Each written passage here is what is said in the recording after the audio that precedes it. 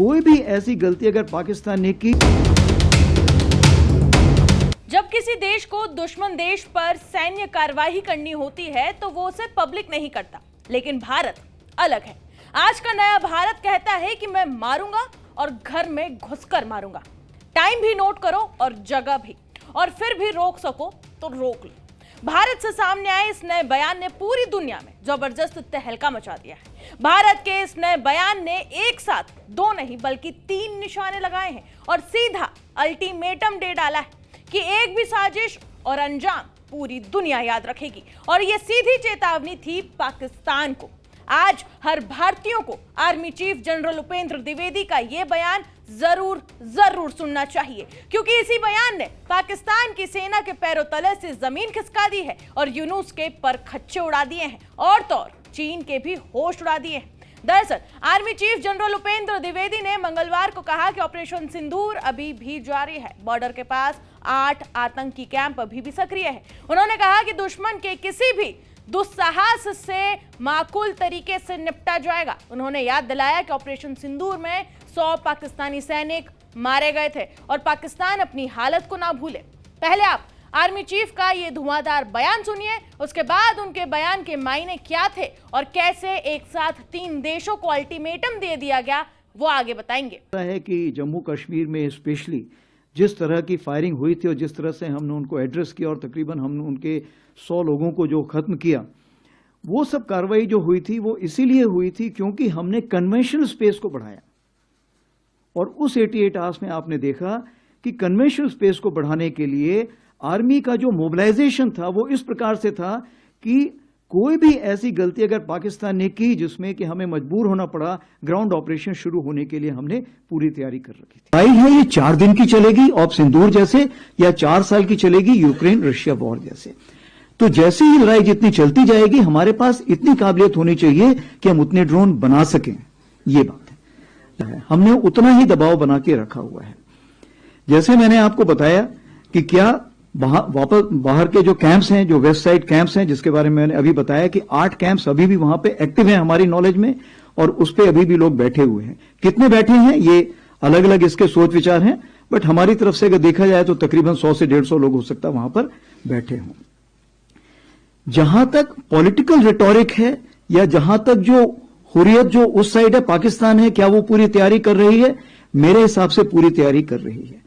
क्या पाकिस्तान उन लोगों को शह दे रहा है जो इस चीज को, रेडिकलाइजेशन को और लोगों को मोटिवेट करते हैं यहां पे आने के लिए? हाँ, वो कार्रवाई चल रही है। फंडिंग जो है, फंडिंग चूंकि अभी उसके तरीके बदल गए हैं तो तुरंत हो सकता है मैं उसका जवाब ना दे पाऊं। जहां तक हमारी अलर्टनेस है, लाइन ऑफ कंट्रोल में अलर्टनेस पूरी है क्योंकि ऑपरेशन सिंदूर ऑन है। अब आप आर्मी चीफ के बयान के मायने समझिए। सबसे पहला और सीधी चेतावनी दी गई चीन को, क्योंकि चीन जिससे रिश्ते ठीक होने की दिशा में काम किया गया, उसने हाल ही के दिनों में भारत के अरुणाचल को लेकर विवादित और भ्रामक दावे किए। इतना ही नहीं, ताजा मामला भी सामने आया है जब चीन ने जम्मू कश्मीर की शक्सगाम घाटी को अपना बताया। रिपोर्ट्स के मुताबिक चीनी विदेश मंत्रालय की प्रवक्ता मायो निंग ने सोमवार को कहा कि जिस इलाके को लेकर सवाल उठ रहे हैं वो चीन का ही हिस्सा है। अपने इलाके में इंफ्रास्ट्रक्चर बनाना चीन का अधिकार है और इस पर कोई सवाल उठाया नहीं जा सकता। वहीं बता दें कि चीन पाकिस्तान आर्थिक गलियारे यानी कि CPEC के जरिए पाकिस्तान तक सड़क बना रहा है जो इस इलाके से गुजर रही है। पाकिस्तान ने 1948 में शक्सगाम घाटी पर अवैध कब्जा कर लिया था और 1963 में यह इलाका चीन को सौंप दिया था। भारत को इस पर कड़ी आपत्ति है। भारत इस इलाके में किसी भी विदेशी अवैध निर्माण के खिलाफ रहा है। भारत ने 9 जनवरी को भी इस इलाके में चीन के कंट्रोल को अवैध कब्जा बताया था। वहीं चीन के इस बयान पर आर्मी चीफ ने कहा कि भारत पाकिस्तान और चीन के बीच 1963 के समझौते को अवैध मानता है, जिसके तहत पाकिस्तान ने शक्सगाम घाटी में अपना क्षेत्र चीन को सौंप दिया था। उन्होंने कहा कि हम वहां किसी भी गतिविधि को स्वीकार नहीं करते हैं। जहां तक चीन पाकिस्तान आर्थिक गलियारे का सवाल है, हम इसे स्वीकार नहीं करते हैं। हम इसे दोनों देशों की अवैध कार्रवाई मानते हैं। मैसेज साफ है कि अब आप ये साजिश और सीमा विस्तार की नीति को त्याग दो और अपने ये भ्रामक और विवादित बयान देना बंद करो। दूसरा, बांग्लादेश को मैसेज साफ दे दिया गया। सेना अध्यक्ष ने कहा कि भारतीय सेना ने बातचीत के लिए अलग अलग चैनल खोल रखे हैं। उन्होंने बताया कि स्वयं उनकी बात भी होती रहती है। थल सेवा प्रमुख के अलावा नेवी चीफ और एयर चीफ भी बात कर चुके हैं। भारतीय सेना का डेलीगेशन भी वहां गया था और ये इसलिए है ताकि कोई भी किसी भी तरीके का मिसकम्युनिकेशन ना हो। मतलब इस बयान से यह साफ है कि नजर और तैयारी पूरी है। एक भी हिमाकत और बांग्लादेश अपने भूले एहसान को याद करने के लिए मजबूर हो जाएगा।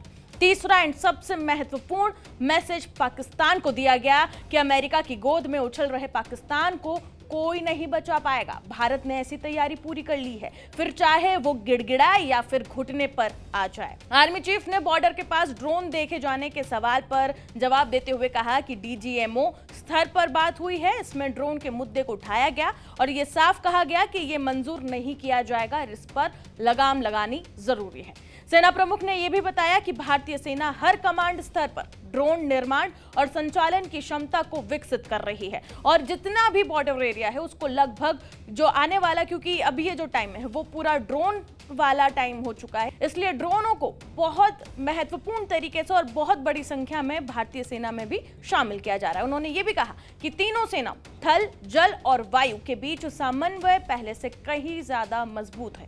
जनरल उपेंद्र द्विवेदी का बयान साफ संदेश है, भारत शांति चाहता है, लेकिन अगर कोई दुस्साहस हुआ तो जवाब पूरी ताकत से दिया जाएगा। वहीं आर्मी चीफ के इस बयान पर आप क्या राय रखते हैं, कमेंट सेक्शन में जरूर बताएं। बाकी तमाम खबरों के लिए जुड़े रहें जी न्यूज़ के साथ।